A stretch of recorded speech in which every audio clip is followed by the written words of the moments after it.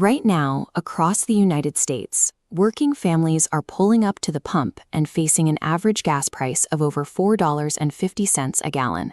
It is an immediate, tightening financial strain on everyday commuters, and it's triggering a frantic response in Washington. The legislative panic is palpable. Missouri Republican Senator Josh Hawley is proposing a complete 90-day suspension of all federal taxes on both gasoline and diesel fuel to offer consumers immediate relief, a move that would deprive the Treasury of billions in revenue. Meanwhile, the executive branch is pulling the emergency brake.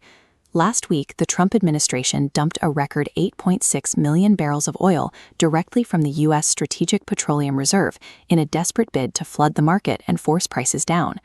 This domestic economic panic originates from the collapse of the U.S.-brokered ceasefire with Iran. When President Trump rejected the proposal to reopen the Strait of Hormuz, the world's most vital oil transit choke point, he left the agreement on life support, and the waterway effectively closed. The catalyst that finally broke the ceasefire happened out of public view.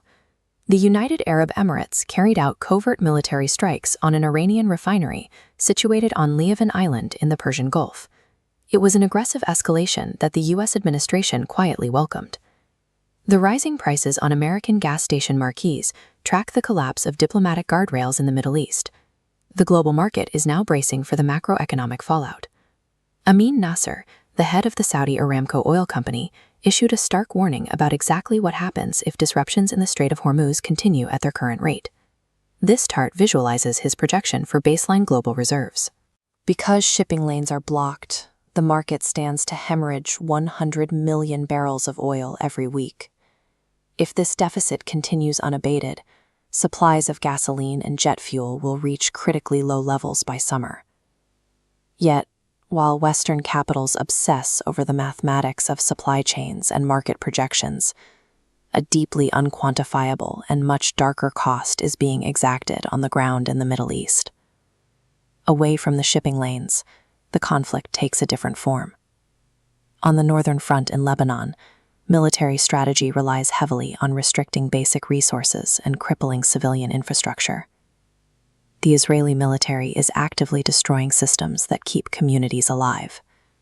Recently, Israeli forces blew up a vital water pumping station situated directly on the Litani River, severely limiting civilian access to clean water. This destruction is paired with the active suppression of international oversight.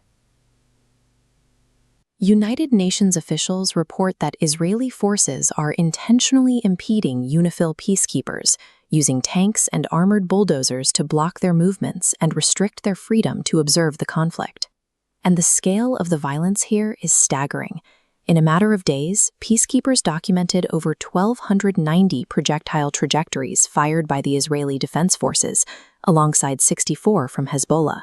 By systematically targeting civilian water sources and physically blinding international peacekeepers, military forces turn a localized exchange of fire into a sprawling regional humanitarian blackout. In the south, the strategy shifts from infrastructural warfare to direct violence. In Gaza, Israeli troops broke the ceasefire entirely, killing civilians with direct gunfire and lethal shrapnel from artillery strikes. Inland, in the occupied West Bank, the violence utilizes asymmetric lethal rates. When Israeli forces stormed the Kalandia refugee camp with stun grenades and live ammunition, they shot a 30-year-old Palestinian man in the head and then barred ambulance crews from reaching his body. This direct violence operates alongside a systemic strategy of civilian displacement, driven by expanding settlements that are considered strictly illegal under international law. The human reality of this displacement is harrowing. In a village near Jenin, an 80-year-old man named Hussein Assasa died of natural causes. His family coordinated a proper burial, but Israeli settlers threatened to bulldoze his gravesite entirely, claiming the cemetery belonged to an Israeli settlement. The family was forced to exhume their elder's body and rebury him elsewhere. The destruction of water infrastructure, lethal raids on refugee camps, and forced graveyard displacement combined to create a singular, devastating war of attrition against a trapped civilian population. This war of attrition extends even to international aid. Recently, Israeli commandos boarded the global Samud flotilla in international waters, abducting the activists on board who were attempting to deliver humanitarian supplies to Gaza. International activists like Tiago Avila from Brazil and Sef Abukeshek were held for 10 days. Upon release, they detailed the severe torture they suffered while in Israeli military custody. But Avila offered a sobering perspective on his own detention. He stated plainly that the extreme physical abuse they endured is a mere fraction of the horrors Palestinians are subjected to every single day. Avila described the current violence as one chapter in an 8-decade campaign of systemic ethnic cleansing and genocide. The international community tracks the fallout of this conflict through lost barrels of oil, but these economic metrics ignore the mounting human cost, a cost that will continue to climb as long as international laws and basic rights are sidelined in favor of regional power.